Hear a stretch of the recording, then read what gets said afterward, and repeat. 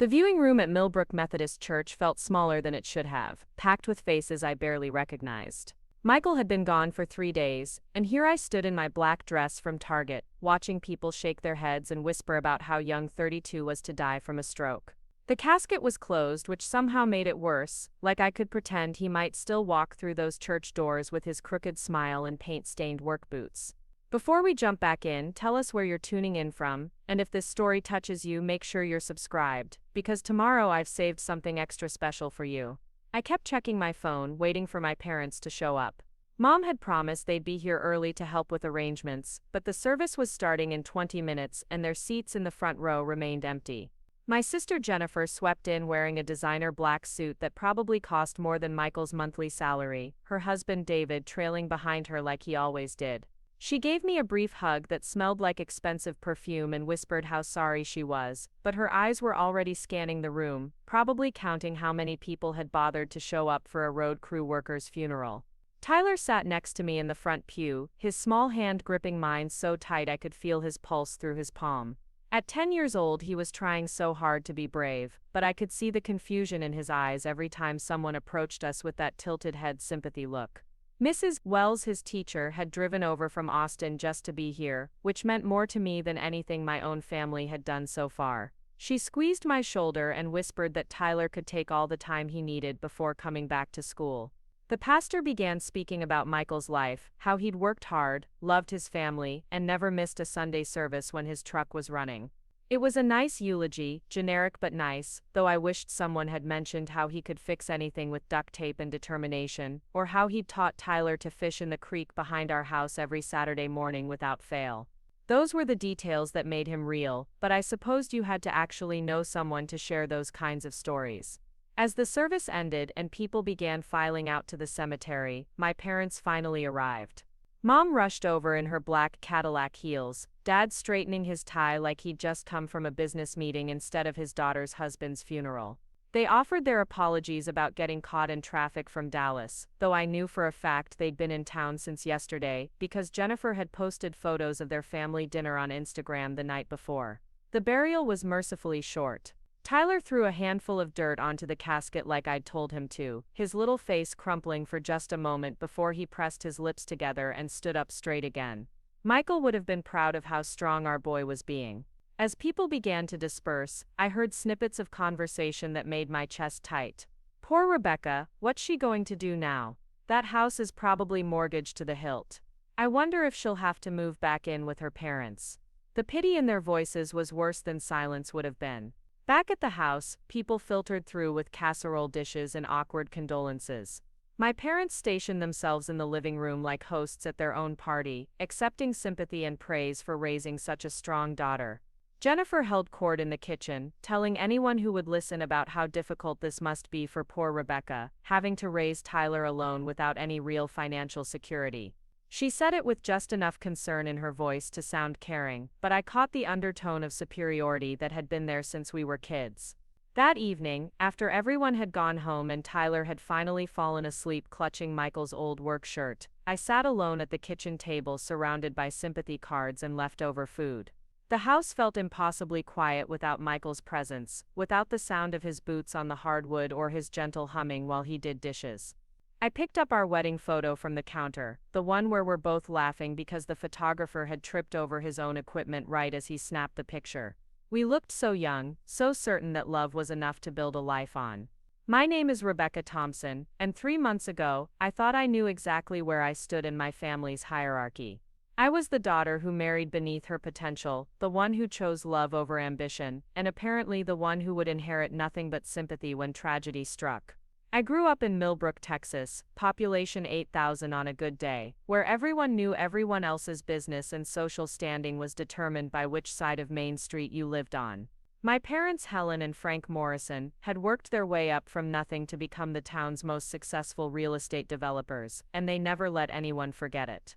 Jennifer was born 18 months before me, and from the moment I could understand language, I knew she was the star of our family show. She had the golden hair that caught sunlight, the easy laugh that made adults smile, and later the perfect grades that earned scholarship offers to prestigious universities. I had brown hair that never quite did what I wanted it to, a quiet voice that people often asked me to repeat, and a stubborn streak that my parents labeled as difficult whenever I didn't fall in line with their plans for my future. When Jennifer graduated high school as valedictorian, my parents threw her a party at the country club with 150 guests and a chocolate fountain.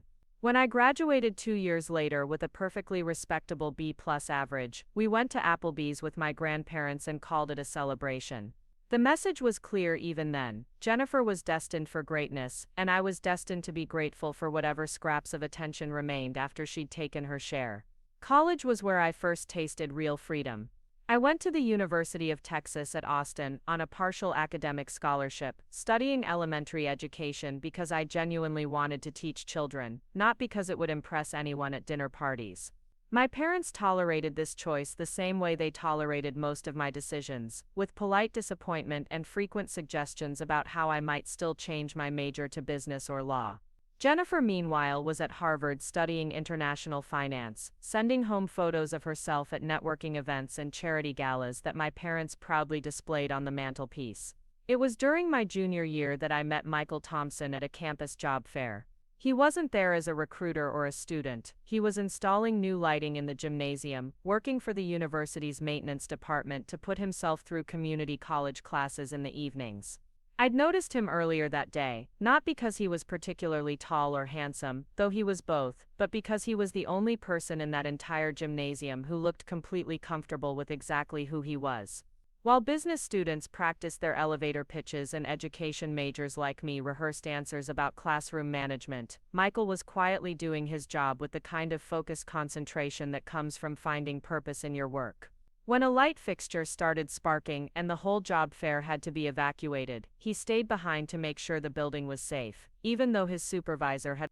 Preparing and narrating this story took us a lot of time, so if you are enjoying it, subscribe to our channel. It means a lot to us. Now back to the story. Already left for the day. That was Michael, reliable, thoughtful, and utterly without pretense.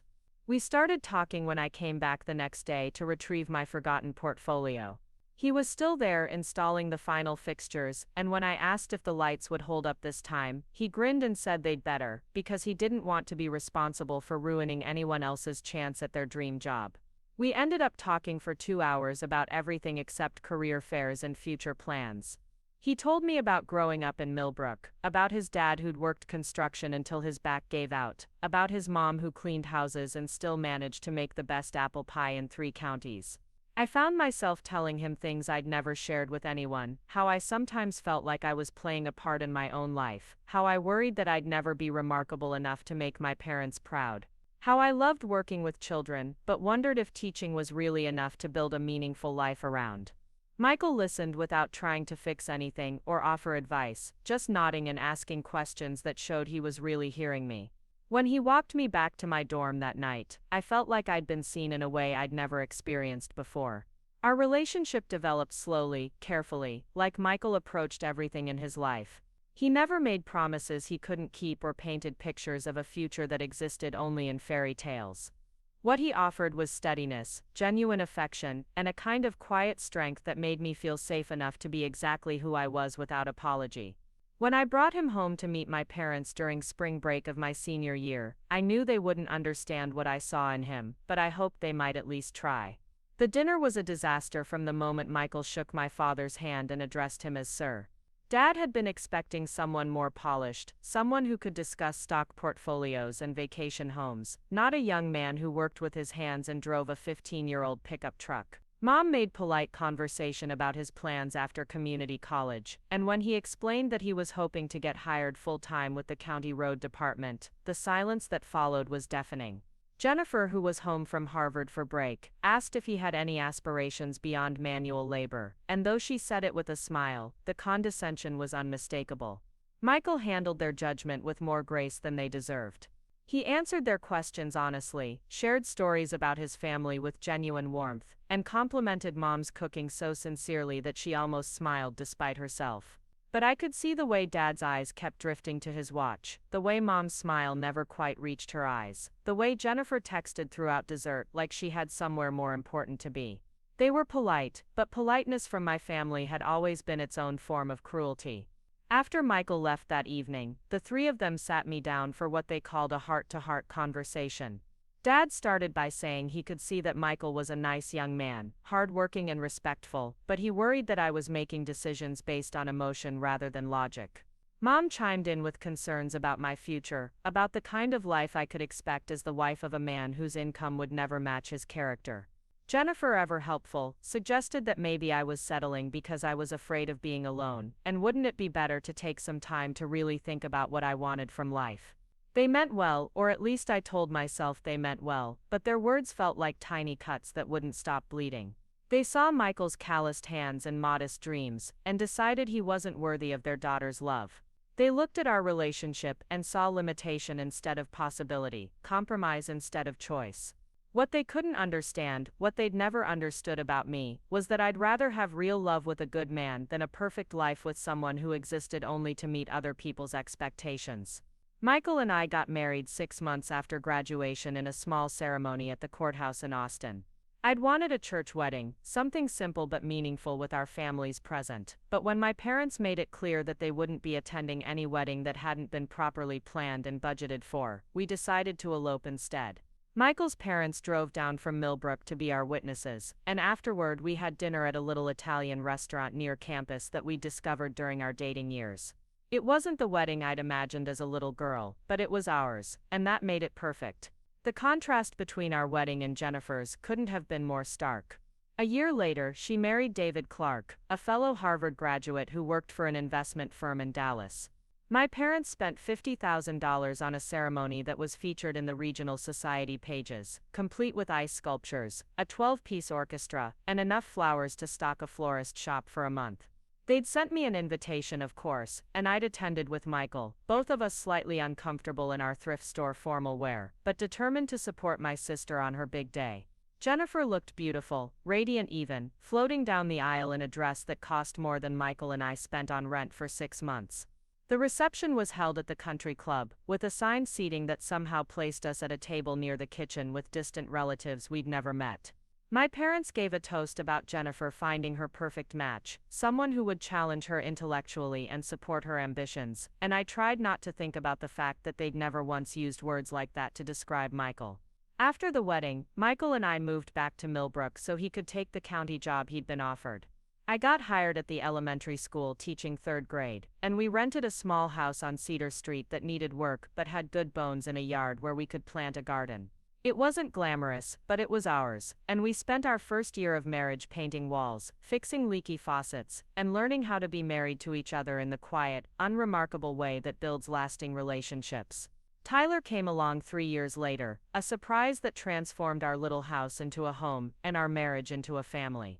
Michael took to fatherhood like he'd been preparing for it his whole life, staying up during those first impossible months to walk the floors with a colicky baby, while I tried to catch whatever sleep I could between feedings. He built Tyler's crib with his own hands, painted the nursery walls with careful precision, and sang off-key lullabies that somehow always worked better than any music box. My parents visited when Tyler was born, arriving with expensive gifts and careful enthusiasm. Mom held him like he was made of spun glass, commenting on how much he looked like Michael rather than me, as if this was somehow disappointing news. Dad took photos to show his golf buddies, but I noticed he never seemed entirely comfortable holding his first grandchild. They stayed for 2 days, long enough to meet their social obligations, but not long enough to really get to know the little boy who'd stolen Michael's heart and mind from his very first breath. Jennifer's twins, Madison and Ethan, were born 2 years later, and the difference in my parents' response was impossible to ignore. They drove to Dallas the day Jennifer went into labor, stayed for 2 weeks to help with the transition, and had a nursery fully furnished and waiting in their own house for whenever the grandchildren came to visit. They established college funds for both babies before they left the hospital, posted dozens of photos on social media, and talked about their grandchildren as if Tyler had somehow ceased to exist the moment newer, more socially acceptable options became available. Tyler noticed, of course. Children always do. By the time he was 5, he was asking why Grandma and Grandpa Helen had pictures of Madison and Ethan on their refrigerator, but none of him, why they remembered the twins' birthdays with elaborate parties, but sent his gifts in the mail a week late. Why cousin Jennifer's kids got to sleep over at the big house, while he'd never even been invited for dinner. I made excuses, invented reasons, and tried to shield him from the reality that his own grandparents had already decided he was less important than his cousins, simply because of who his father was and where we lived. Michael saw it too, though he never said anything directly. He just made sure Tyler knew he was loved, valued, and important in ways that had nothing to do with money or status. He taught our son to fish in the creek behind our house, showed him how to use tools safely, and included him in weekend projects around the house that built both Tyler's confidence and their relationship. Michael had grown up with parents who showed love through presence rather than presence, and he made sure Tyler experienced that same unconditional acceptance and attention. Those were good years, the 7 years between Tyler's birth and Michael's death. We didn't have much money, but we had each other, and we built a life that felt full and purposeful despite its modest circumstances. Michael advanced to crew supervisor with the county. I earned my master's degree in education through evening and summer classes, and Tyler grew into a smart, sensitive boy who inherited his father's steady nature and his mother's stubborn streak in equal measure. We rarely saw my parents or Jennifer during those years, except for major holidays, and even then, the visits were brief and strained. Jennifer's success in Dallas had only widened the gap between us. She and David had bought a house in an exclusive suburb, joined the right clubs, and were raising their children with nannies and private schools and summer camps that cost more than Michael made in 6 months. When we did get together for Christmas or Easter, the conversations were stilted and full of assumptions about our limitations that no one bothered to examine or question. But we were happy. Not the kind of happiness that makes good social media posts or impresses strangers at dinner parties, but the quiet, sustainable kind that comes from knowing you're exactly where you're supposed to be with exactly the right person. Michael and I had built something real together, something that didn't depend on external validation or material success for its value. We had created a home where Tyler could grow up feeling loved and secure, where Sunday morning pancakes and backyard campouts mattered more than keeping up with the neighbors. That happiness made Michael's death even more devastating when it came, sudden and senseless and final. One moment I was married to my best friend, and the next I was a widow at 32, trying to explain to a 10-year-old boy why his daddy wasn't coming home anymore. The stroke had happened while Michael was driving home from work on a Friday afternoon. He'd managed to pull over before losing consciousness, probably saving other lives even as his own was ending. The doctors said it was quick, that he wouldn't have suffered, but that didn't make the silence in our house any easier to bear. The call came at 3:17 in the morning on a Tuesday that would divide my life into before and after. I'd been deep in the kind of sleep that comes from exhaustion, the kind where you forget where you are for just a moment when the phone jolts you awake. The voice on the other end was clinical, professional, apologetic in that practiced way that emergency room staff must learn during training. "Your husband has been brought to Millbrook General. You need to come immediately." I remember the drive to the hospital in fragments, Tyler's sleepy confusion, as I shook him awake and bundled him into the car, the empty streets that seemed to stretch longer than they should have, the fluorescent lights in the emergency room parking lot that made everything look pale and unreal. The nurse who met us at the reception desk had kind eyes behind wire-rimmed glasses, but her mouth was set in a line that told me everything I needed to know before she said a single word. Michael had collapsed while driving home from a late-night emergency call to fix a water main break on the county's eastern edge. A stroke, sudden and massive, had stolen him away while he was doing what he'd always done, taking care of his community, making sure people had what they needed to get through another day. The paramedics said he'd managed to pull his truck safely to the shoulder before losing consciousness, which was so perfectly Michael that I almost smiled through my tears. Even dying, he was thinking about other people's safety. I sat in that waiting room chair with Tyler curled against my side, both of us still in our pajamas, watching the sun come up through windows that needed cleaning. The doctor explained about brain hemorrhages and irreversible damage in words that sounded like a foreign language, but I understood the essential truth. Michael was gone, and I was alone in a way I'd never imagined possible. Tyler kept asking when Daddy would wake up, and I kept promising we'd know more soon, buying time I didn't have to figure out how to explain death to a 10-year-old who still believed in Santa Claus and the Tooth Fairy. My hands shook as I dialed my parents' number from the hospital payphone, the same landline they'd had since I was Tyler's age. Mom answered on the fourth ring, her voice thick with sleep and mild irritation at being woken before sunrise. When I managed to choke out the words about Michael, about the hospital, about needing them to come, there was a long pause filled with nothing but static and my own ragged breathing. Helen, I could hear Dad's voice in the background,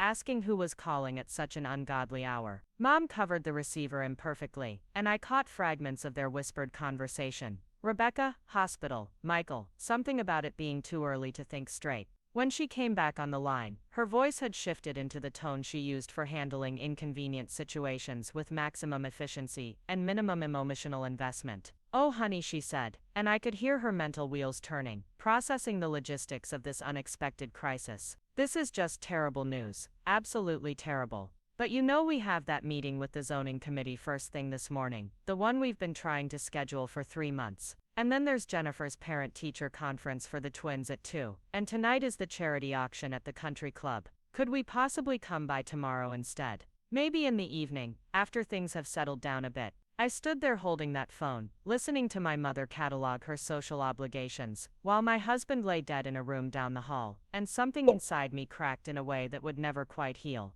Tyler was tugging on my pajama sleeve, asking why I was crying, and I had to swallow everything I wanted to scream into that receiver. Instead I said okay, told her tomorrow would be fine, and hung up before she could hear me fall apart completely. The rest of that day passed in a blur of paperwork and phone calls and decisions I wasn't prepared to make. Michael's parents drove down from their retirement home in San Antonio, arriving with red eyes, and shaking hands but showing up in a way that mattered more than any words could have. His mother held Tyler while I signed forms I couldn't focus on, and his father helped me call Michael's supervisor to explain why he wouldn't be coming to work anymore. They stayed at our house that night, taking turns checking on Tyler and making sure I ate something besides hospital coffee and vending machine crackers. Jennifer called that evening, her voice appropriately solemn and concerned. She expressed all the right sentiments about shock and loss and being there for family, but when I mentioned that Mom and Dad hadn't been able to make it to the hospital, she rushed to their defense with explanations about important commitments and how difficult it must be for them to process such unexpected news. She promised to drive down from Dallas as soon as she could arrange care for the twins, though somehow that arrangement seemed to require several days of careful planning.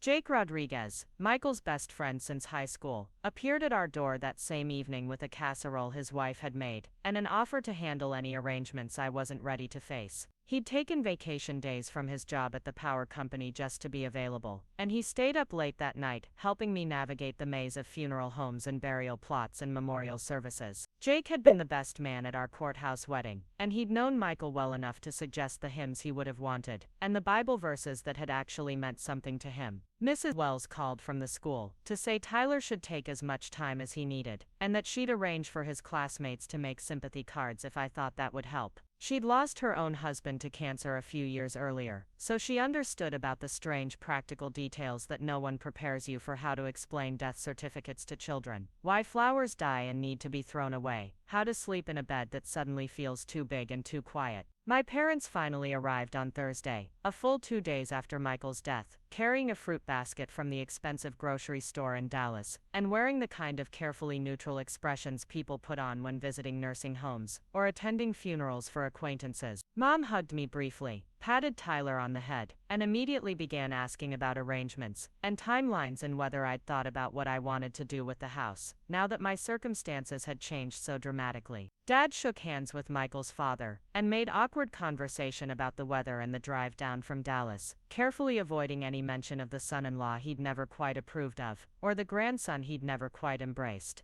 They stayed for exactly 2 hours, long enough to be seen by the neighbors, but not long enough to be genuinely helpful, and they left with promises to call soon and check on how we were managing our new reality. The funeral was scheduled for Saturday morning at Millbrook Methodist, the same church where Michael and I had been married, in our hearts if not on paper, the same place where we'd brought Tyler for Christmas services and Easter egg hunts and vacation Bible school. Jake helped me choose the flowers and the music, while Michael's parents handled the obituary and the reception details. I kept expecting my own parents to offer assistance with something, anything, but they seemed to view the entire event as a social obligation they needed to endure, rather than a farewell to someone who'd been part of their family for over a decade. Jennifer arrived Friday night with David and the twins in tow, turning my small house into a chaotic hub of activity that felt both comforting and overwhelming. Madison and Ethan, now 7 years old, didn't understand why everyone was so sad, but they sensed the gravity of the situation and stayed closer to their parents than usual. Jennifer helped me choose what to wear to the funeral and offered to do Tyler's hair, small gestures that reminded me of the sister I'd grown up with before life, and expectations had created so much distance between us.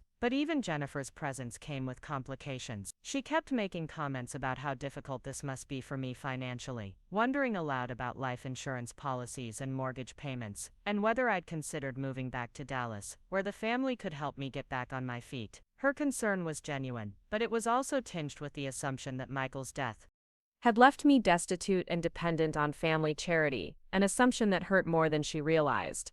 The night before the funeral, I sat alone in my bedroom going through Michael's clothes, trying to decide what he should wear for his final goodbye. I found a letter in his dresser drawer, tucked between his work shirts and weekend clothes, written in his careful handwriting and addressed to me. It wasn't a dramatic deathbed confession or a prophetic goodbye, it was just a note he'd written after we'd had our wills updated the previous year, reminding me where to find important documents and bank information if anything ever happened to him. At the bottom of the letter, in the margin where he'd added thoughts later, he'd written something that made me cry harder than I had since getting that first phone call. Make sure Tyler knows his daddy was proud of the man he's becoming. Don't let anyone make you feel small because of the choices we made. We built something real, Becca.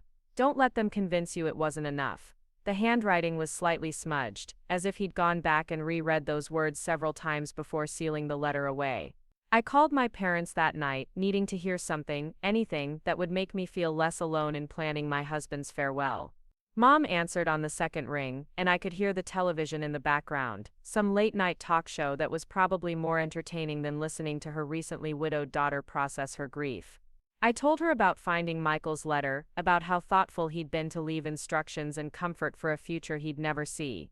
"That's nice, dear," she said, but her tone suggested she was already thinking about something else. "Listen, I've been meaning to ask you about tomorrow. Should we sit in the front row with you and Tyler, or would it be more appropriate for us to sit further back? I know these things can be complicated when it's not really a traditional family situation." The words hit me like a physical blow. Not really a traditional family situation. As if Michael's death was somehow less legitimate because he'd been a county worker instead of a banker, as if our grief didn't count because we'd never lived up to their standards of success. I told her to sit wherever they felt comfortable and hung up before I could say something I'd regret later.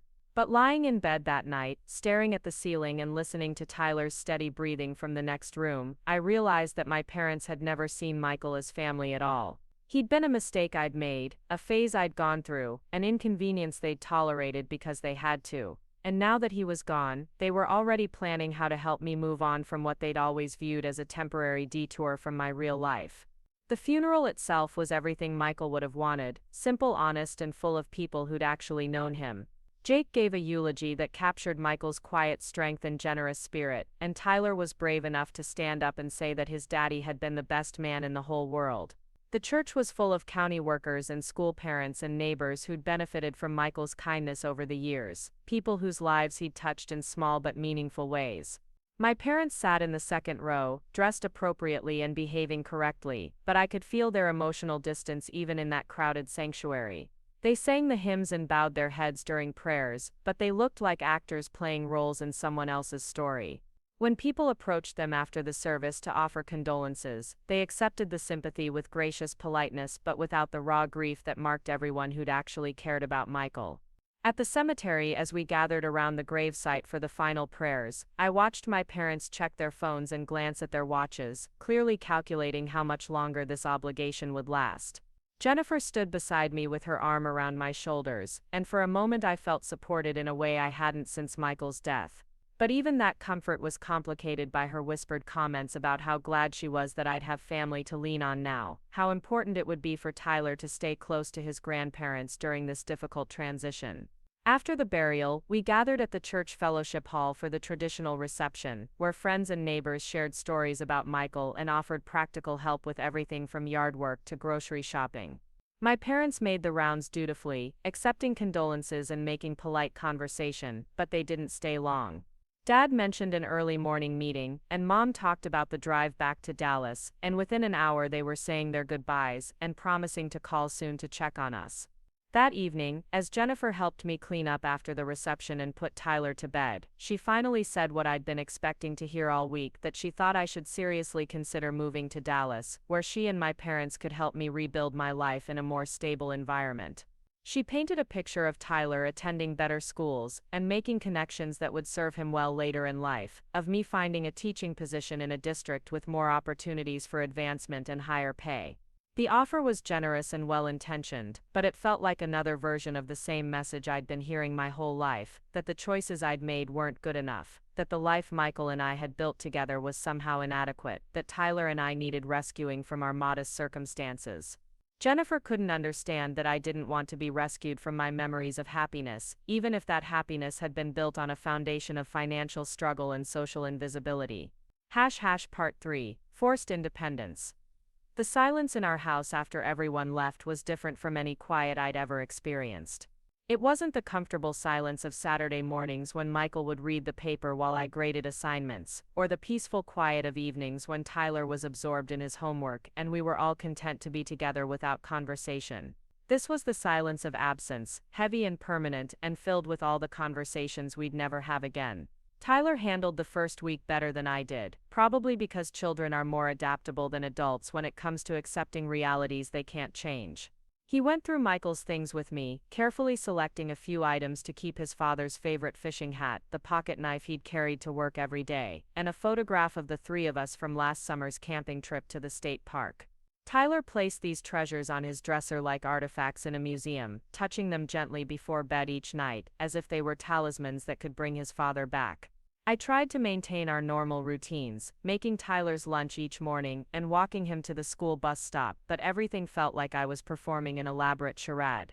Other parents at the bus stop offered their condolences with genuine sympathy, but their words seemed to come from very far away, like voices heard underwater. Mrs. Patterson from across the street brought over a pot of soup and offered to help with anything I needed, which was more comfort than my own family had provided during those first crucial days. The practical aspects of widowhood descended like an avalanche of paperwork and phone calls that no one prepares you for when you're planning a life together.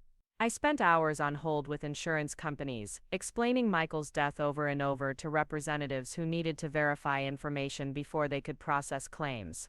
There were death certificates to order, bank accounts to transfer, and a dozen different agencies that needed official notification that Michael Thompson was no longer among the living.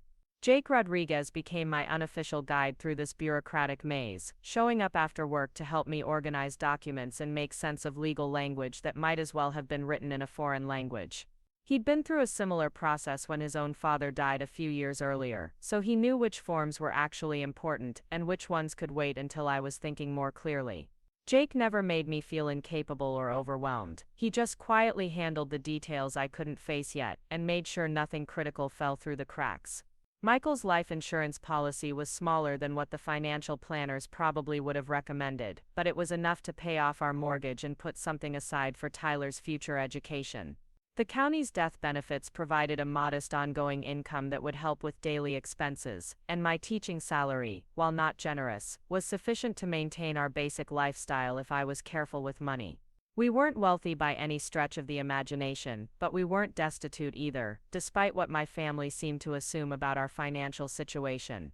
My parents called twice during those first 2 weeks, conversations that felt more like obligations being fulfilled than genuine expressions of concern.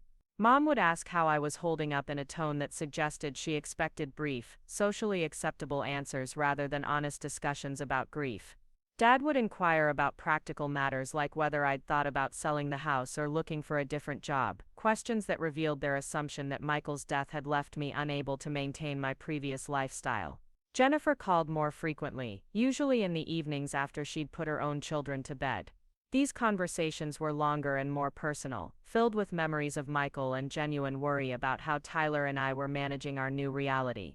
But even Jennifer's concern came with suggestions about moving to Dallas, about the advantages of being closer to family during such a difficult time, about opportunities that might be available to me in a larger city with more resources. I began to understand that my family's version of help came with strings attached, conditions that required me to acknowledge that my previous choices had been mistakes, and that Michael's death was an opportunity to correct course, rather than a tragedy to be grieved.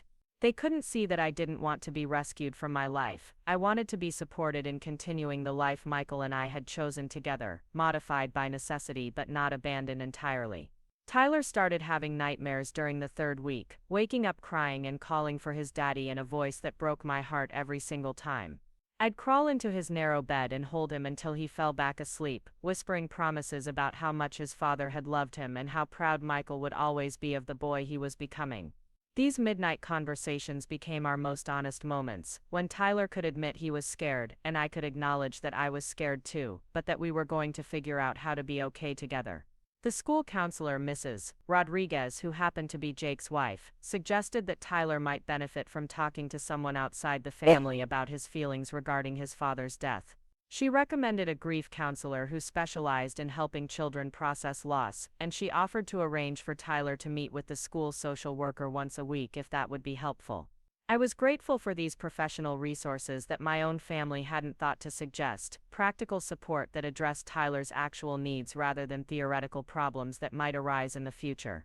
Michael's parents continued to be a source of genuine comfort during those early weeks, calling regularly to check on Tyler and offering to take him for weekends when I needed time to handle estate matters or simply to grieve privately. They understood that Tyler needed to maintain his connection to his father's memory, and they shared stories about Michael's childhood that helped our son understand where his own personality traits and interests had come from. These grandparents saw Tyler as a precious link to their deceased son, not as a burden that complicated family dynamics. The contrast between Michael's parents and my own became impossible to ignore as the weeks passed. The Thompsons made the 2-hour drive from San Antonio every other weekend, bringing Tyler small gifts and taking him to places that Michael had loved as a child. They helped me maintain Michael's garden, and offered to teach Tyler the woodworking skills his father had been planning to share with him. Their grief was different from mine but equally real, and they never made me feel like Michael's death was something I needed to recover from, rather than something we all needed to learn to live with.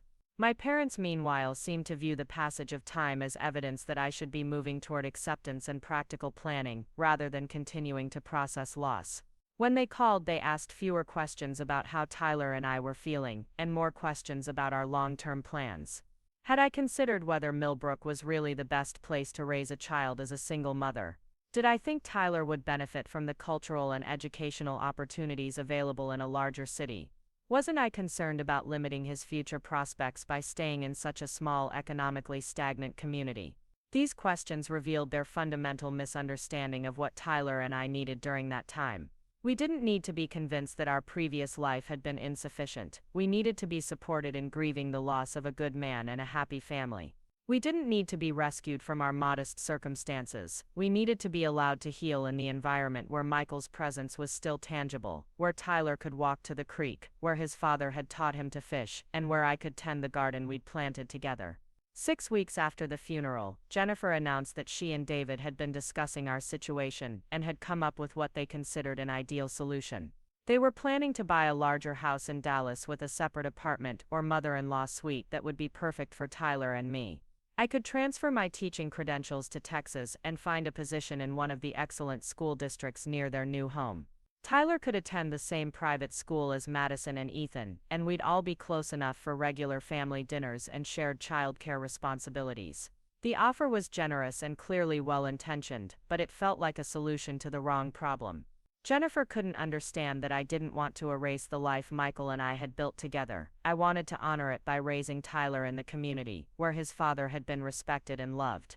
I didn't want to become the poor relation living in my sister's guest house. I wanted to remain an independent woman who happened to be widowed, not someone whose circumstances required constant family intervention.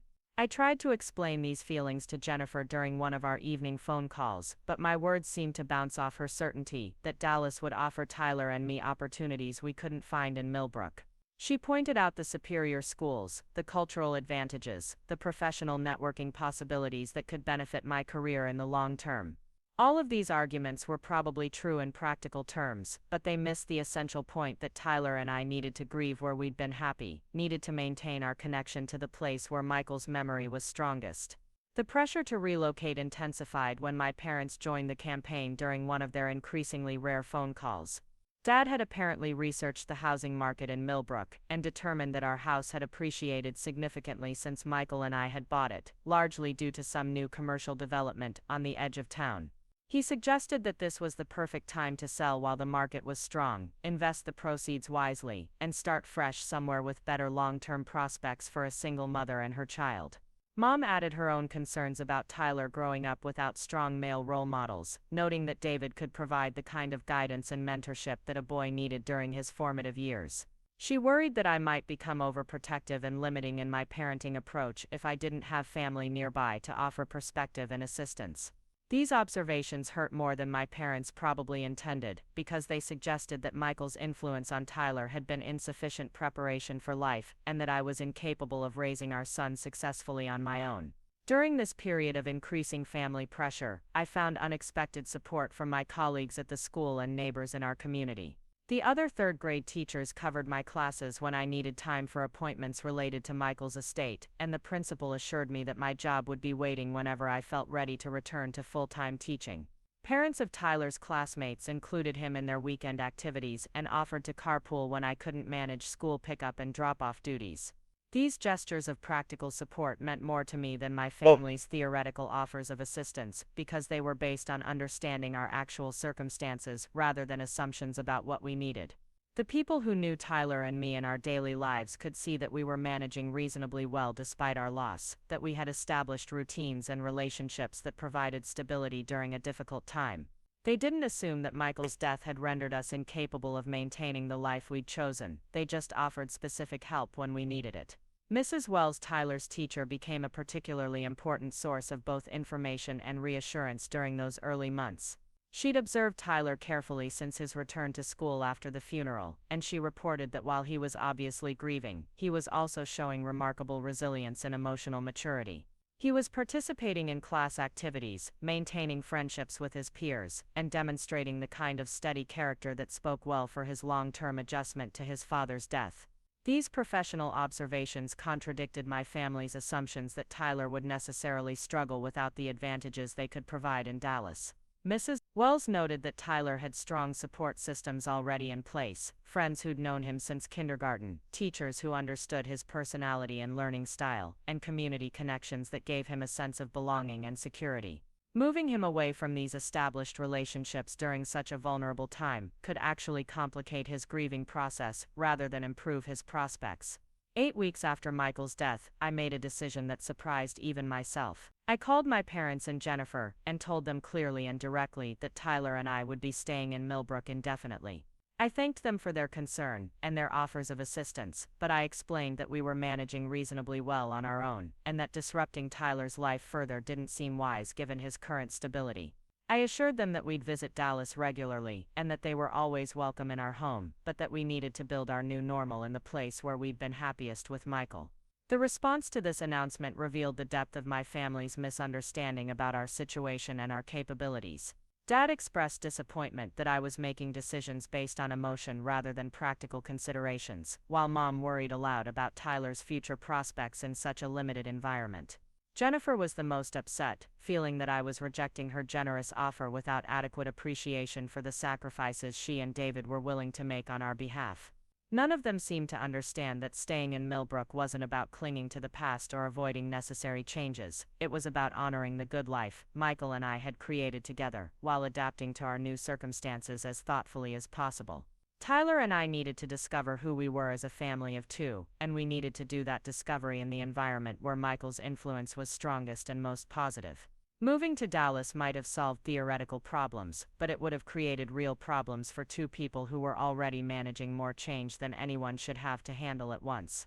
Part 4. The vultures arrive. 3 months after Michael's funeral, just as Tyler and I were beginning to establish new routines and find moments of peace within our grief, my parents announced they would be driving down from Dallas for what Mom described as an overdue family visit. There was something in her tone that made me wary, a careful politeness that I recognized from childhood as the voice she used when she had already decided something and was simply going through the motions of appearing to consult with me. They arrived on a Saturday morning in early September, pulling up to our house in Dad's immaculate black BMW that looked as out of place on Cedar Street as a tuxedo at a fishing tournament. Mom emerged wearing a crisp white blouse and pressed slacks that suggested she'd dressed for a business meeting rather than a casual family visit, while Dad wore his weekend uniform of expensive polo shirt and perfectly creased khakis. They'd brought a coffee cake from the gourmet bakery in Dallas, the kind that cost more than I typically spent on groceries for a week. Tyler was excited to see his grandparents, running out to greet them with the uncomplicated enthusiasm that children bring to rare but special occasions. He'd been working on a school project about family history, and he was eager to ask them questions about their own childhood memories and the stories they could tell about our family's past. I watched him chattering animatedly as they walked toward the house, and I felt the familiar pang of sadness that Michael wasn't there to share these moments of Tyler's growing curiosity about the world around him. Over coffee and cake, my parents made polite conversation about Tyler's school progress and my adjustment to single parenting, but I could sense an underlying agenda that they weren't quite ready to reveal. Dad asked careful questions about the house's maintenance needs and whether I'd had the roof inspected recently, while Mom inquired about my teaching schedule and whether I was finding it difficult to manage full-time work alongside Tyler's care. These seemed like normal parental concerns, but there was something in their tone that suggested they were gathering information rather than simply expressing interest. After Tyler went outside to play in the backyard, Mom and Dad exchanged one of those meaningful glances that married couples develop over decades of shared communication. Dad cleared his throat in the way he always did before delivering news that he expected might be unwelcome, and Mom leaned forward with the expression she wore when she was about to offer advice that she considered essential for my well-being, whether I wanted to hear it or not. "Rebecca, honey," Dad began, his voice taking on the measured tone he used in his business dealings, "we've been doing a lot of thinking about your situation here, and we're concerned that you might not be seeing the full picture when it comes to your long-term security. I know you think you're managing fine now, but grief can cloud judgment sometimes, and we'd hate for you to make decisions that you might regret later when you're thinking more clearly." Mom nodded emphatically, adding that they'd consulted with their financial advisor about typical scenarios for young widows, and the statistics were rather sobering regarding the challenges that single mothers faced when trying to maintain their previous standard of living on reduced income. She'd brought along some literature about financial planning for unexpected life changes, materials that she thought might help me understand the importance of making practical decisions before emotional attachments led me down an unsustainable path. They were building up to something significant, and I could feel my defenses rising, even though they hadn't yet made their actual request. This was the same careful approach they'd used when I was in college, and they wanted to convince me to change my major, the same systematic presentation of concerns and alternatives that had preceded most of their attempts to redirect my life choices over the years. I recognized the pattern even before I understood the specific content of their current campaign. The conversation took a more direct turn when Dad mentioned that he'd been looking into property values in our area and had discovered that our house was currently worth significantly more than what Michael and I had paid for it 5 years earlier. According to his research, we could probably sell for at least $40,000 more than our outstanding mortgage balance, which would provide me with a substantial nest egg to invest in Tyler's future or my own continuing education. Combined with Michael's life insurance settlement, I'd have enough capital to make some really smart financial moves if I was willing to think strategically about our options. Mom chimed in with observations about Tyler's educational needs, noting that the Millbrook school system, while adequate for elementary grades, really couldn't compete with the opportunities available in larger cities with more diverse populations and better funding. She'd researched the middle school that Tyler would attend in a few years, and she was concerned about the limited course offerings and the relatively low percentage of graduates who went on to competitive colleges. Wouldn't I want Tyler to have every possible advantage as he moved into his teenage years? I listened to their presentation with growing irritation, not because their concerns were entirely unreasonable, but because they were so clearly based on assumptions about what Tyler and I needed rather than any real understanding of how we were actually managing our lives. They saw a small house in a small town and immediately assumed we were trapped by limited options, but they couldn't see the community connections and emotional stability that made our current situation sustainable and even nurturing for both of us. When they finally made their specific proposal, it was packaged as a generous offer that would solve multiple problems simultaneously. They wanted Tyler and me to move to Dallas, where they'd help me find a better teaching position, and Tyler could attend the same private school as Madison and Ethan. They'd even identified a nice apartment complex near Jennifer's neighborhood that offered excellent amenities and would put Tyler in the right school district. The timing was perfect, they argued, because I could make the transition before Tyler started middle school and before I became too attached to my current job to consider other opportunities. I asked what they thought Michael would have wanted for Tyler and me, hoping to redirect the conversation toward honoring his memory, rather than treating his death as an opportunity for dramatic life changes. Dad's response revealed more about their fundamental attitude toward my marriage than I'd expected to hear stated so directly. He said that Michael had been a good man, who loved us both deeply, but that Michael's own limited opportunities shouldn't constrain Tyler's future prospects. Surely Michael would have wanted his son to have advantages that he himself had never enjoyed, access to better schools and broader social connections that could open doors later in life. Mom added that Michael would probably be relieved to know that Tyler wouldn't have to follow in his father's footsteps, working physical jobs that offered little opportunity for advancement or financial security. She painted a picture of Tyler attending college without financial stress, pursuing professional careers that would give him options Michael had never had, building relationships with peers who could support his ambitions throughout his adult life. These opportunities would be much more likely if Tyler spent his formative years in an environment that valued education and professional achievement. Their words felt like tiny cuts, each observation containing just enough truth to be painful while missing the essential point entirely. Yes, Michael had worked with his hands rather than pursuing advanced degrees, but he'd been respected in his community and proud of his contribution to maintaining the infrastructure that everyone depended on. Yes, we'd lived modestly compared to Jennifer's family, but we'd been genuinely happy and secure in ways that had nothing to do with income levels or social status. My parents couldn't seem to grasp that Tyler might actually benefit from understanding that a good life could be built on different foundations than the ones they'd chosen for themselves.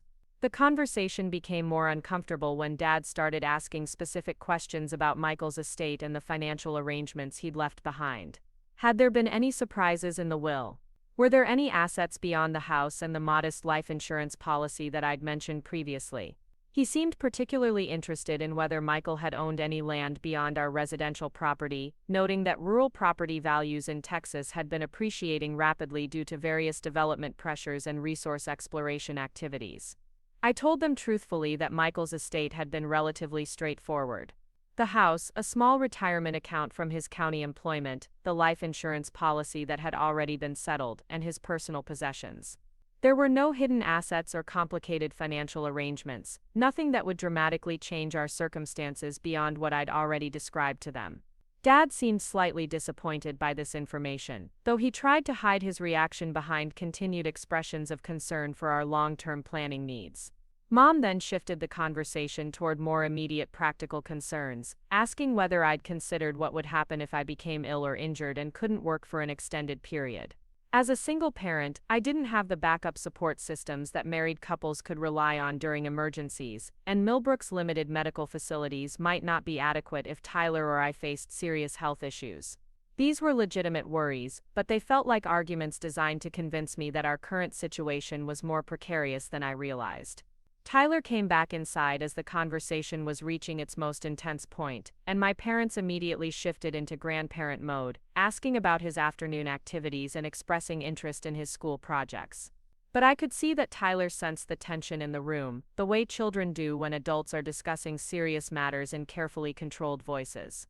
He climbed onto my lap and asked if everything was okay, and I assured him that Grandma and Grandpa were just worried about us and wanted to make sure we were happy and safe. After Tyler went to bed that evening, my parents renewed their campaign with increased urgency and specificity.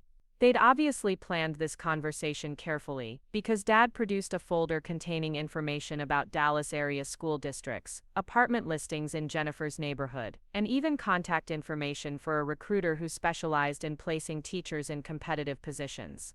They'd done their homework, researching salaries and benefits packages that would represent significant improvements over my current position in Millbrook's school system. The folder also contained something that surprised me, a preliminary real estate assessment of our property that Dad had apparently commissioned without my knowledge. According to this professional evaluation, our house and the 3 acres it sat on were worth considerably more than even Dad's optimistic estimates had suggested. The assessor had noted that our property backed up to a larger tract of undeveloped land that had recently been the subject of mineral rights speculation, which could potentially increase the value of adjacent properties if development moved forward. I stared at this document with a mixture of confusion and growing anger. When had my father arranged for this assessment? How had he gained access to information about our property without my permission? The report was dated just 2 weeks after Michael's funeral, which meant Dad had been researching our financial situation while I was still struggling to get through each day without falling apart completely. This felt like a violation of privacy that went beyond normal parental concern into something more calculating and invasive. Dad must have seen my expression change as I read through the assessment, because he quickly explained that he'd only been trying to help me understand our options during such a confusing time. He'd contacted the assessor as a favor, using his connections in the real estate industry to ensure I received accurate information rather than relying on outdated tax assessments or casual market estimates. He insisted that he'd acted with my best interests in mind, though he admitted he probably should have mentioned his research activities before conducting them. Mom added that they'd been concerned about my ability to make informed decisions while I was still processing grief, and they'd wanted to gather objective information that could help me see the situation more clearly. She emphasized that they weren't trying to pressure me into any particular course of action, but rather ensuring that I had access to the same kind of professional advice they would have sought if they'd been facing similar circumstances. They were treating this like a business decision, because financial security required analytical thinking rather than emotional responses.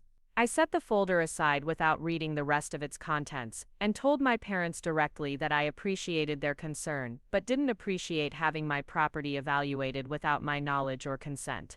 I explained that Tyler and I were managing reasonably well in our current situation, and that we weren't ready to make major life changes based on theoretical improvements to our financial position.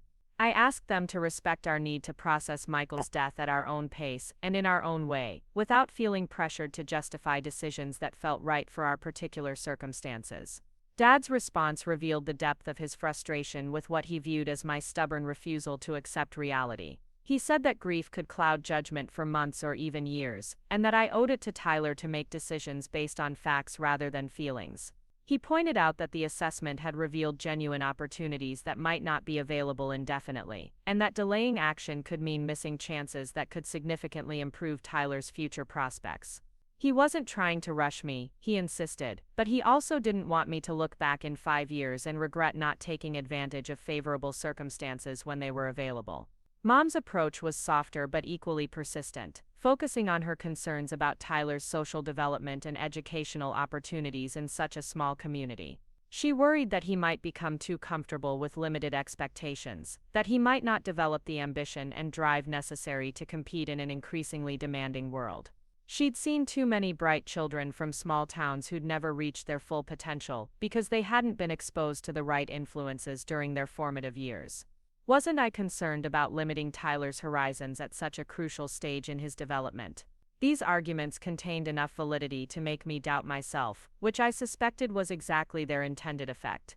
My parents had always been skilled at identifying my insecurities and using them to support their preferred outcomes, and they clearly understood that my greatest vulnerability was any suggestion that my choices might harm Tyler's future. They were packaging their desire to control our situation as concern for their grandson's welfare, making it difficult for me to refuse their advice without appearing selfishly stubborn or irresponsibly naive. But there was something about the timing and presentation of this intervention that felt wrong in ways I couldn't quite articulate. They'd waited 3 months to make this push, long enough for the immediate crisis to pass, but not long enough for Tyler and me to establish genuine stability in our new normal.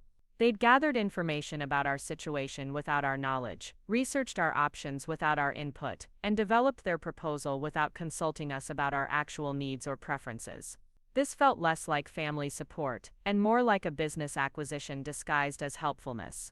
I told them I needed time to think about everything they'd shared with me, and I asked them to return to Dallas while I processed their suggestions and discussed the possibilities with Tyler.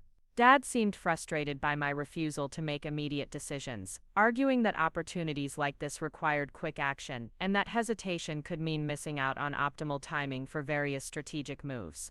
But I held firm, explaining that major life changes shouldn't be rushed regardless of market conditions or scheduling pressures. Mom hugged me goodbye with the kind of stiff embrace that communicated disappointment rather than affection, and she extracted a promise that I would review all the materials they'd prepared and give serious consideration to their recommendations.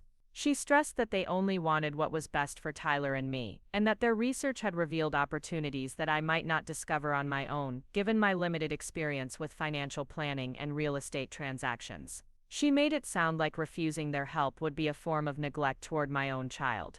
After they left, I sat alone in my kitchen, reading through their folder of information and trying to sort through my conflicting feelings about their intervention.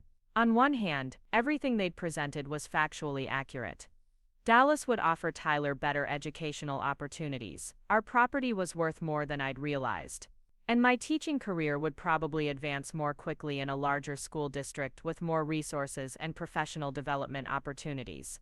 These were rational considerations that any responsible parent should probably take seriously. On the other hand, their approach felt manipulative and dismissive of the life Michael and I had consciously chosen together.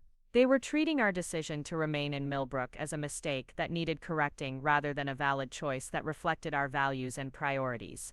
They couldn't seem to understand that Tyler and I might prefer smaller-scale community connections over larger-scale opportunities, or that financial security could be built on different foundations than maximum income potential and property appreciation. The property assessment bothered me more than anything else in their presentation, not because of its conclusions, but because of what it revealed about their willingness to investigate our situation without our knowledge. If Dad had commissioned this report so soon after Michael's death, what other research had they conducted into our circumstances? Had they looked into my employment records, Tyler's school performance, our credit history, or other personal information that they considered relevant to their planning process? The violation felt profound, even though they'd probably convinced themselves they were being helpful. Tyler noticed my mood that evening and asked why I seemed upset after Grandma and Grandpa's visit.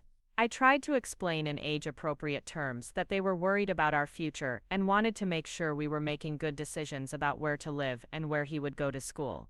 Tyler listened thoughtfully and then asked whether we were going to move to Dallas like Madison and Ethan had been hoping.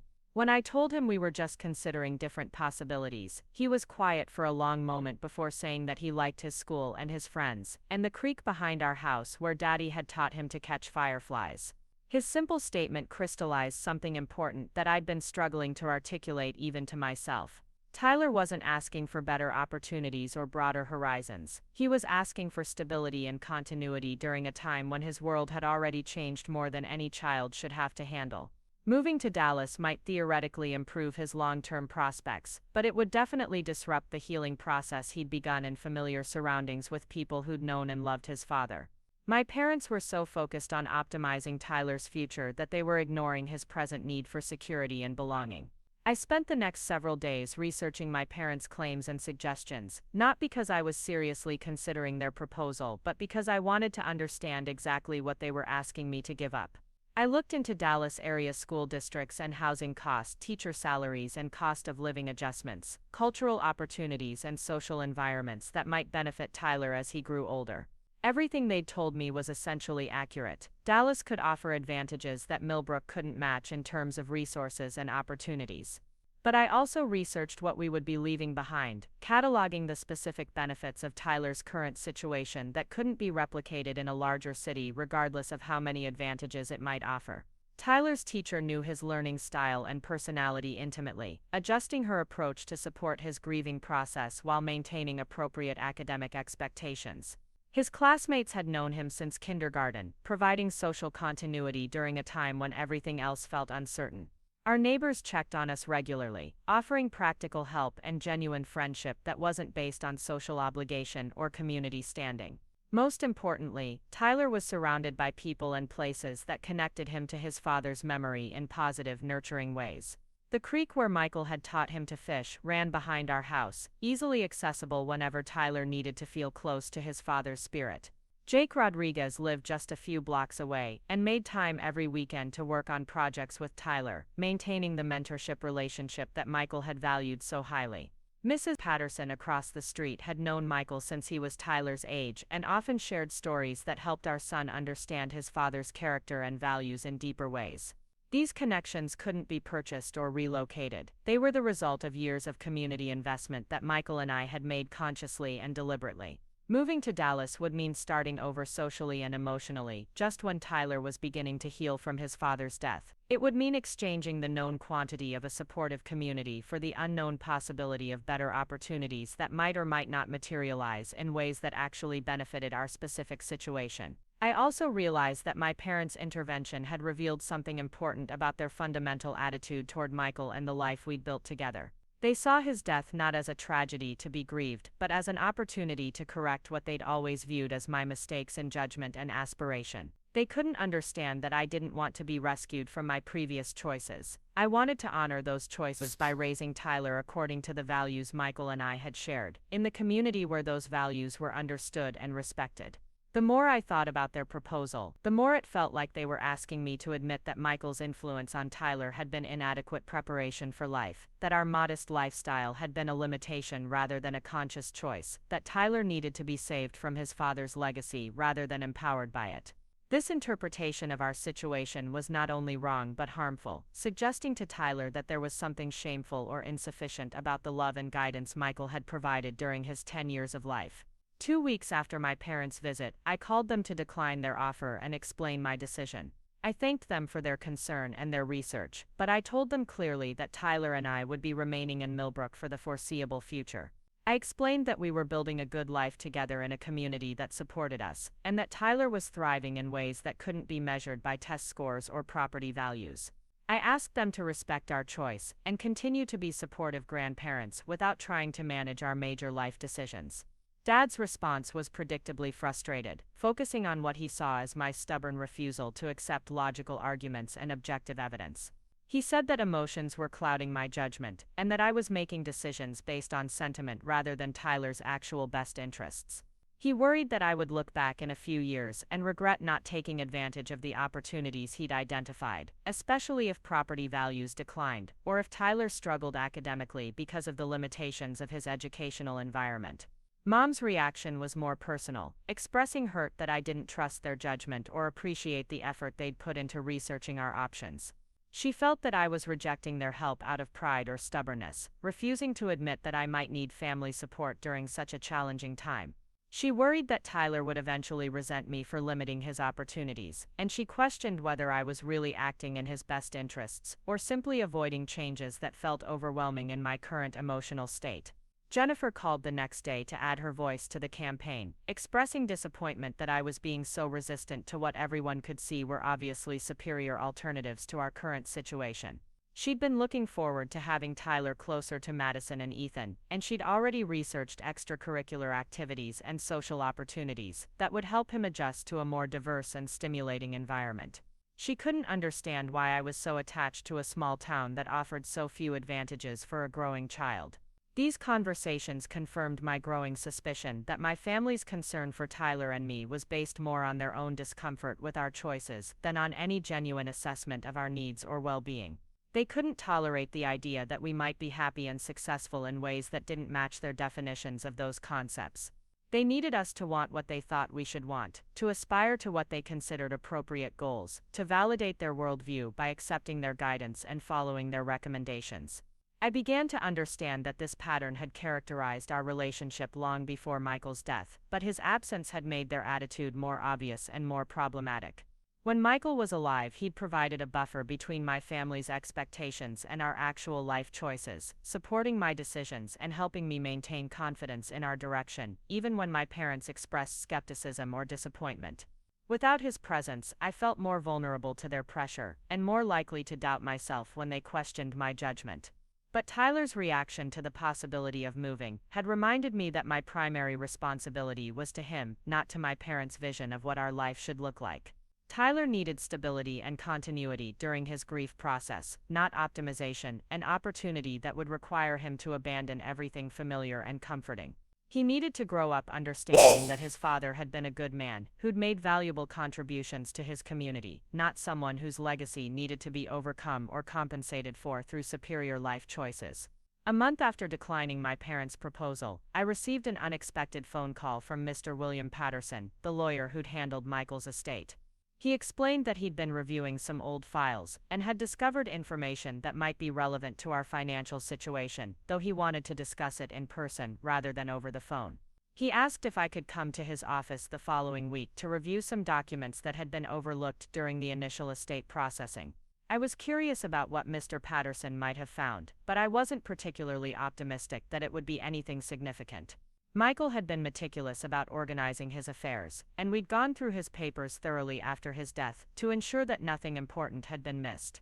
I assumed that Mr. Patterson had probably discovered some minor asset or benefit that had been overlooked initially, perhaps a small retirement account or insurance policy that would provide a modest supplement to our existing resources. Tyler was excited about the possibility that we might have inherited something special from his father, and he peppered me with questions about what lawyers kept in their offices, and whether there might be treasure maps or secret documents like in the adventure books he loved to read. I told him not to get his hopes up too high, but I admitted that it would be nice to discover that Michael had left us one more gift to help us build our future together. The appointment was scheduled for the following Friday afternoon, after Tyler's school day ended, so he could come with me to Mr. Patterson's office. I was curious about what we might learn, but I was also grateful for the distraction from my family's continuing pressure about our living situation.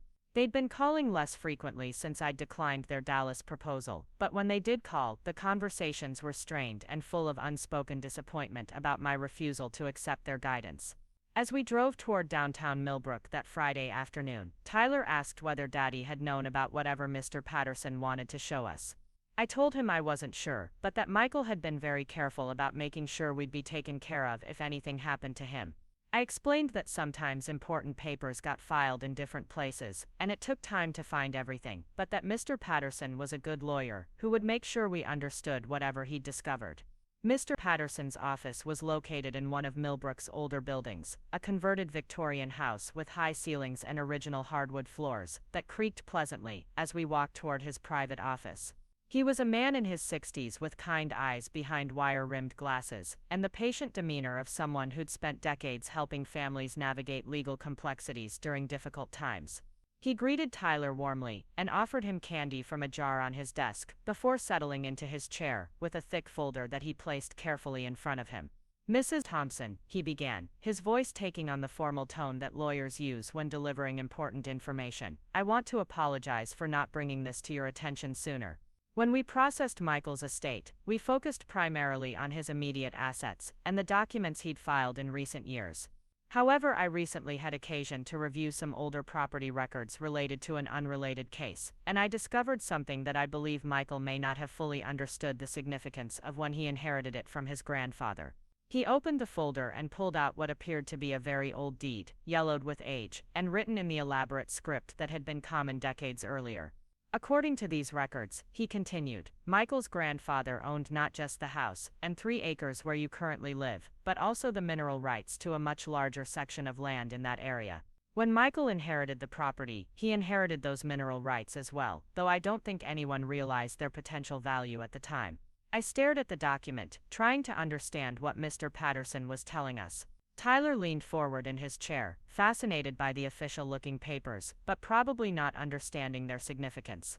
Patterson continued his explanation, noting that mineral rights and surface rights were often separated in Texas property law, and that it was possible to own the rights to underground resources, even if you didn't own the land above them. "The reason this has become relevant," he said, pulling out another folder, filled with more recent documents, "is that an energy company has been quietly acquiring mineral rights in your area over the past several months. They've apparently identified geological formations that suggest significant oil and natural gas deposits, and they're prepared to offer substantial lease payments to property owners who control the relevant mineral rights.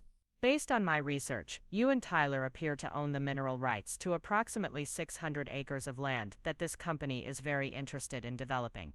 Tyler's eyes widened as he processed this information, and he whispered that maybe we really had found treasure after all.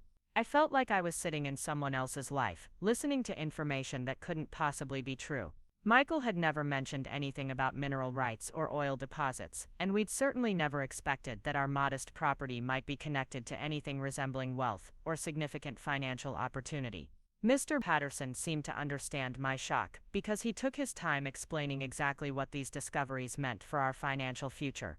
The energy company was offering lease payments that would provide us with substantial annual income for decades, plus percentage royalties on any oil or gas actually extracted from the property. Even the most conservative estimates suggested that Tyler and I would never have to worry about money again, and the more optimistic projections were almost impossible to comprehend. As I sat in that office, listening to Mr. Patterson describe mineral rights and lease agreements and royalty structures, I couldn't help thinking about my parents' recent visit and their carefully researched proposal to uproot our lives in pursuit of better financial opportunities.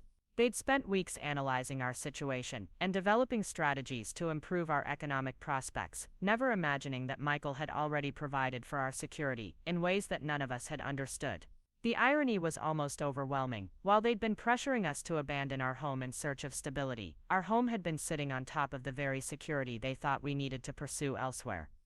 Tyler looked up at me with eyes that held a mixture of excitement and confusion, trying to process what Mr. Patterson's words might mean for our everyday life. I reached over and squeezed his hand, partly to comfort him and partly to ground myself in the reality of this moment that felt too surreal to be actually happening. Patterson continued shuffling through documents, pulling out maps and surveys that showed the extent of the mineral rights Michael had unknowingly inherited along with his grandfather's modest house. The energy company representative, Mr. Patterson explained, had been trying to locate the owner of these particular mineral rights for several months without success. The records were old and had been filed under Michael's grandfather's name, and the company's researchers hadn't made the connection to Michael's estate until Mr. Patterson had begun his own investigation. Now that the ownership had been clarified, the company was eager to begin negotiations for a lease agreement that would allow them to begin exploratory drilling within the next year. I asked Mr. Patterson to explain what this would mean practically for Tyler and me, beyond the financial implications that still seemed too enormous to comprehend. He assured me that the actual drilling would take place miles from our house, on land that we didn't own on the surface but where we controlled the underground rights. Our daily life would be largely unaffected by the company's activities, though we would receive regular reports on their progress and quarterly payments based on their findings and extraction activities. The initial lease signing bonus alone would be enough to pay off our mortgage completely and establish substantial college funds for Tyler, Mr. Patterson continued, his voice taking on an almost apologetic tone as if he were embarrassed to be delivering such unexpectedly good news. The ongoing royalty payments would provide us with more annual income than I currently earn teaching, giving us financial freedom that would allow us to make choices based on what we wanted rather than what we could afford. Tyler asked whether this meant we were rich now, and Mr. Patterson smiled kindly before explaining that wealth was a relative concept, but that yes, these mineral rights would provide us with financial security that most families could only dream about. Tyler's next question was whether we would have to move away from our house, and I could hear the worry in his voice, despite his excitement about our changed circumstances. I assured him immediately that we could stay in Millbrook for as long as we wanted, that this discovery actually meant we had more choices rather than fewer. Mr. Patterson recommended that I take time to review all the documents and consider hiring a specialist in mineral rights law to ensure that any agreements we signed would protect our long-term interests.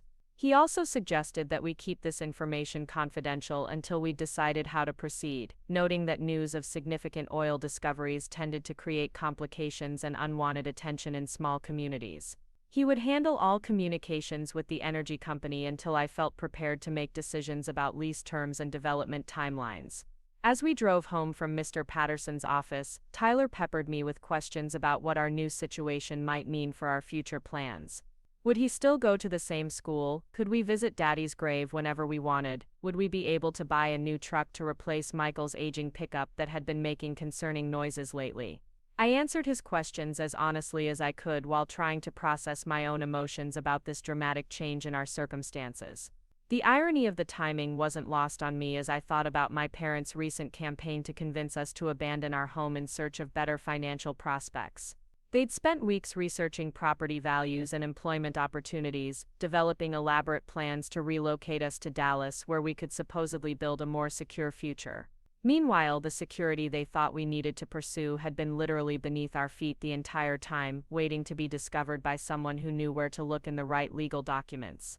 That evening, after Tyler had gone to bed still buzzing with excitement about our unexpected good fortune, I sat alone in Michael's favorite chair and tried to imagine what he would have thought about this discovery.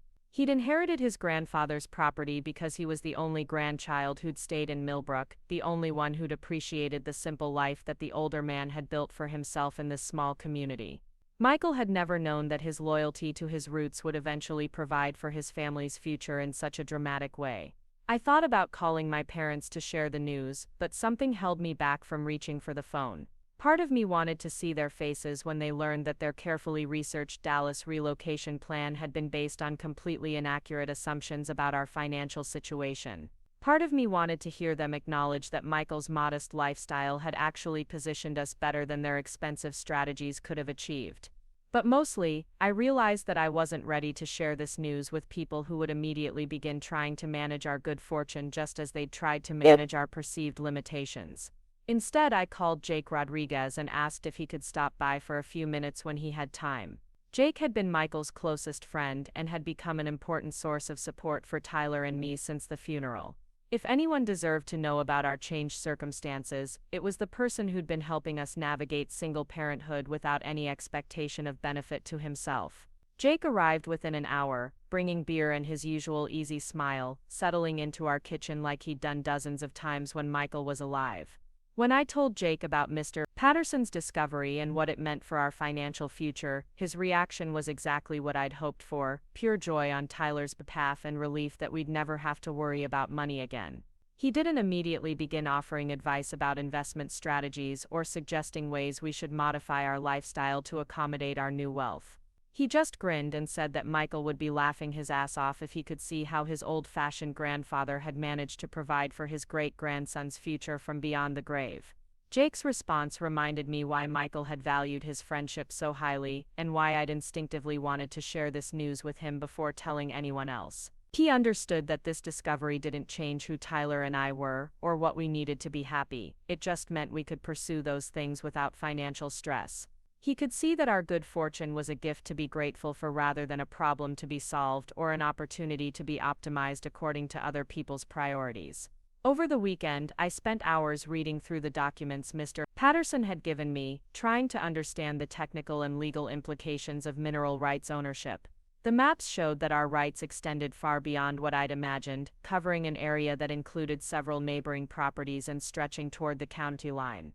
The geological surveys suggested that the underground formations were even more promising than the energy company had initially hoped, which could mean that our royalty payments would continue for decades. Tyler helped me research oil drilling on the internet, fascinated by the engineering involved in extracting resources from deep underground without disturbing the surface environment. He was particularly intrigued by the idea that his great-great-grandfather had owned something so valuable without ever knowing it, and he wanted to visit the old family cemetery to tell his daddy about the treasure they'd discovered together. I agreed that we should make that trip soon, though I reminded Tyler that the most important treasure Michael had left us was each other.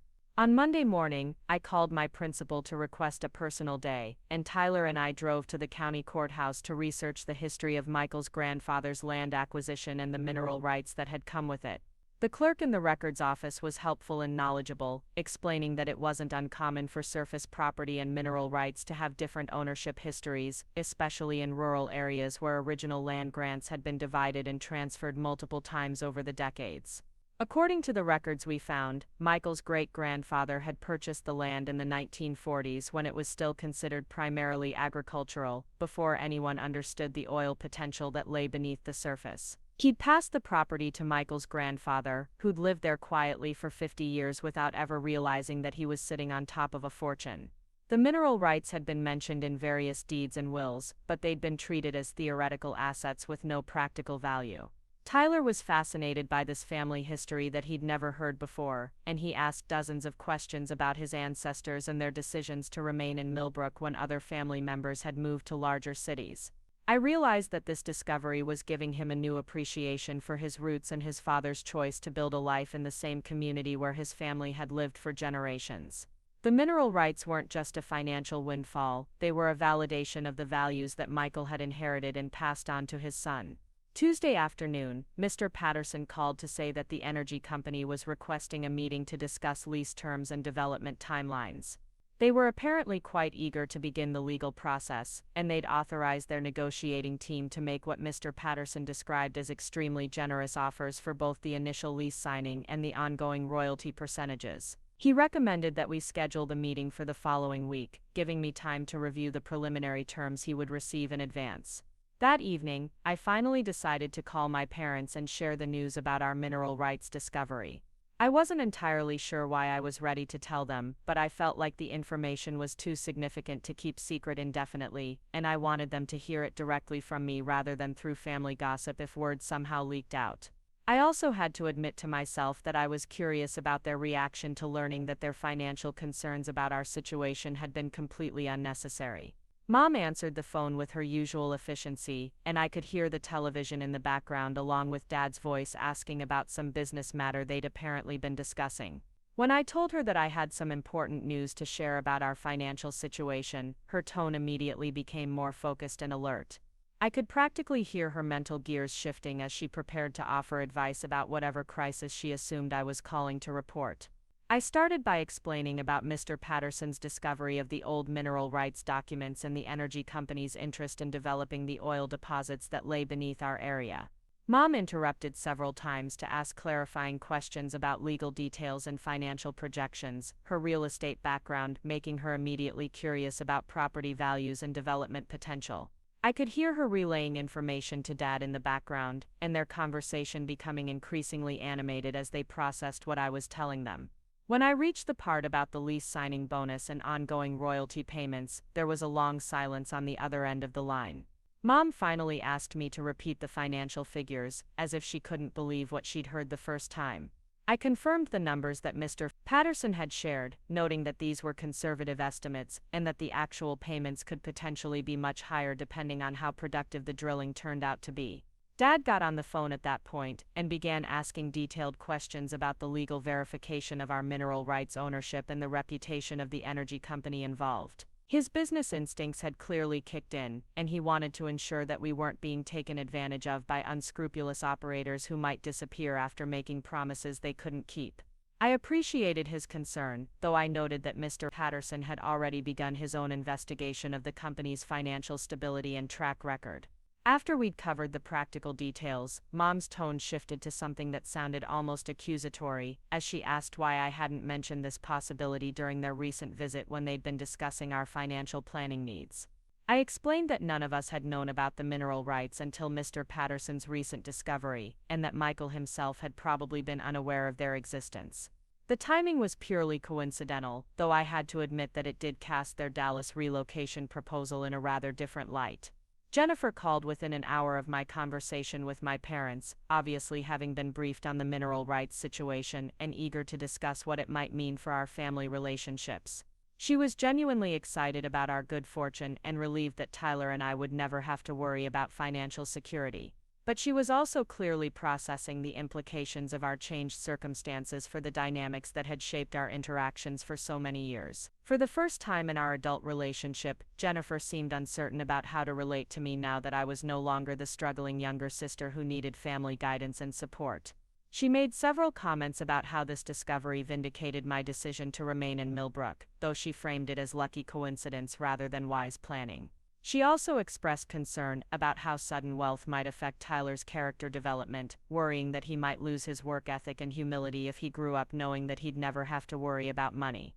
These conversations with my family revealed something important about how they'd always viewed my relationship with Michael and our choice to build a modest life in a small community.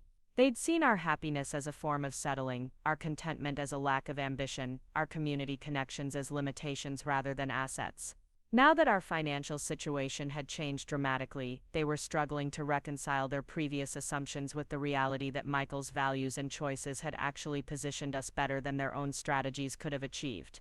The meeting with the energy company took place the following Friday in Mr. Patterson's conference room, with representatives who flew in from Houston specifically to discuss our mineral rights lease. Tyler had wanted to attend, but I'd decided that the legal and financial details would be too complex for him to follow, and I wanted to focus completely on understanding the terms they were proposing. Mr. Patterson had arranged for a mineral rights specialist to participate by phone, ensuring that we had expert advice throughout the negotiations. The company's offer exceeded even Mr. Patterson's optimistic projections, with lease terms that would provide us with substantial quarterly payments regardless of how much oil they actually extracted. The royalty percentages were generous, and they were willing to guarantee minimum annual payments for the first 5 years even if drilling results were disappointing. They also offered additional bonuses for exclusive development rights and expedited approval of their environmental impact assessments. During a break in the negotiations, Mr. Patterson pulled me aside to confirm that I understood the magnitude of what was being offered. Even if we signed the most conservative version of their proposal, Tyler and I would receive enough money to live comfortably for the rest of our lives without ever working again. The more optimistic scenarios suggested wealth that would extend to Tyler's children and grandchildren, generational financial security that most families could never hope to achieve. I asked Mr. Patterson what he thought Michael would have wanted me to do with this opportunity, and his answer surprised me with its thoughtfulness. He said that Michael had been a man who understood the difference between having enough and having everything, and that he would probably want us to secure Tyler's future while maintaining the values and community connections that had made their family happy. The money was a tool that could provide freedom and security, but it didn't have to change who we were or what we cared about. After reviewing all the terms and consulting with the mineral rights specialist, I decided to accept the energy company's offer with a few modifications that would give us more control over environmental protection measures and community impact assessments. The signing process took several hours, with multiple documents that transferred development rights while protecting our long-term interests. When we finally shook hands and signed the final agreements, I felt like I was stepping into a completely different life, while somehow remaining exactly the same person. Tyler was waiting for me at Jake's house when the meeting ended, and his first question was whether we were officially rich now. I told him that yes, we had more money than we would ever need, but that we were still the same people who loved each other and missed Daddy every single day. He nodded solemnly and asked if this meant we could buy flowers for Daddy's grave whenever we wanted, and I assured him that we could visit the cemetery as often as he liked, and bring the biggest, most beautiful arrangements the florist could provide.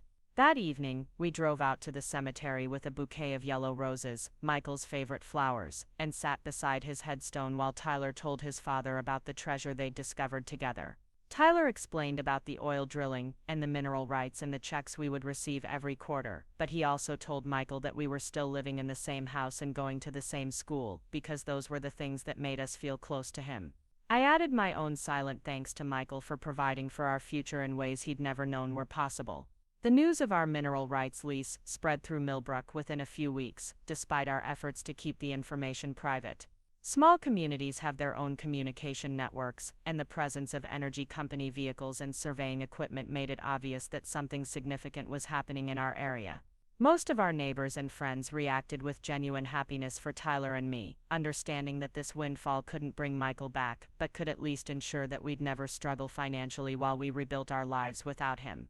My parents' reaction to our confirmed wealth was more complex, mixing genuine pleasure in our good fortune with obvious discomfort about their own recent behavior.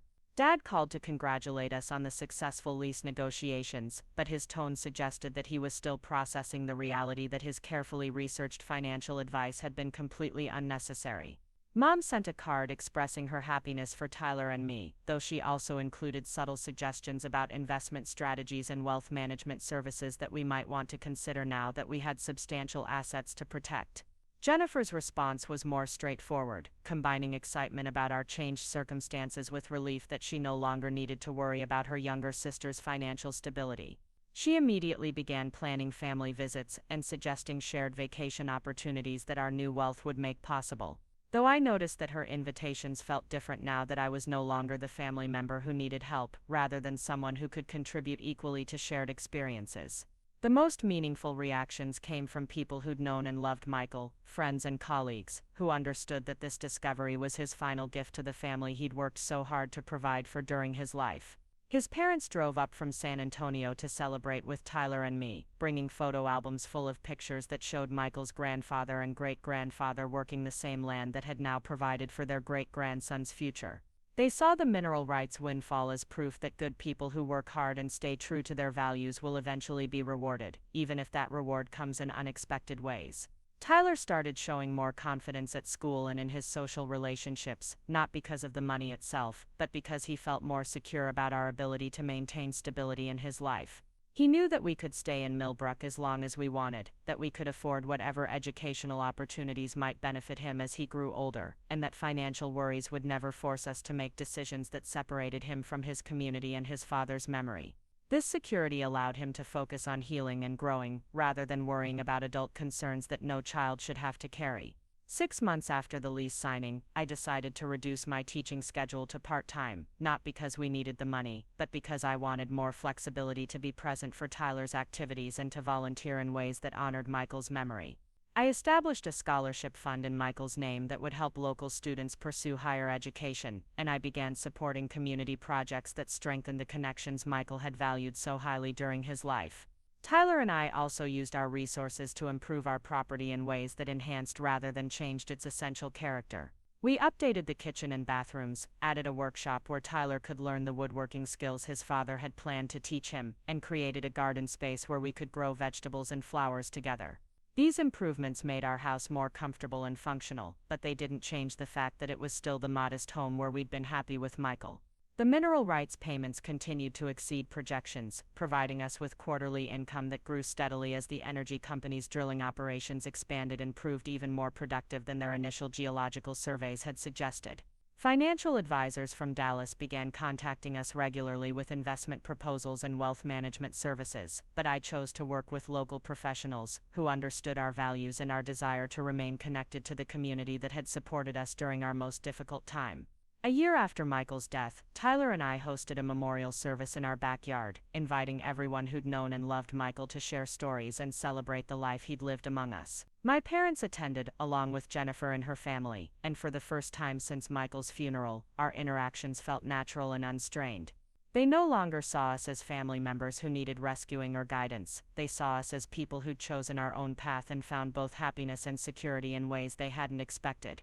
Tyler spoke at the memorial service, thanking everyone for supporting us during the hardest year of our lives and explaining how the mineral rights discovery had made him feel like his father was still taking care of us even after death. He said that the money was nice, but that the most important thing Michael had left us was the knowledge that we belonged in Millbrook with people who understood what family really meant. His words captured something essential about our experience that no amount of wealth could purchase or replace. As the sun set behind our house that evening, I reflected on the journey that had brought us from devastating loss to unexpected security, from family pressure to genuine independence, from uncertainty about our future to confidence in our ability to build a good life together. The mineral rights had provided financial freedom that Michael could never have imagined, but the real treasure he'd left us was the foundation of love and community connection that no amount of money could create or destroy. Tyler fell asleep that night in his own bed, in his own room, in the house where his father had loved him, and where his father's memory would always be welcome. Outside his window, the creek where Michael had taught him to fish continued running toward the sunrise, carrying water that had flowed through this land for generations before us, and would continue flowing long after we were gone. The oil beneath our feet had made us wealthy, but the life above ground had made us rich in ways that mattered more than any bank account could measure. Up next, you've got 2 more standout stories right on your screen. If this one hit the mark, you won't want to pass these up. Just click and check them out.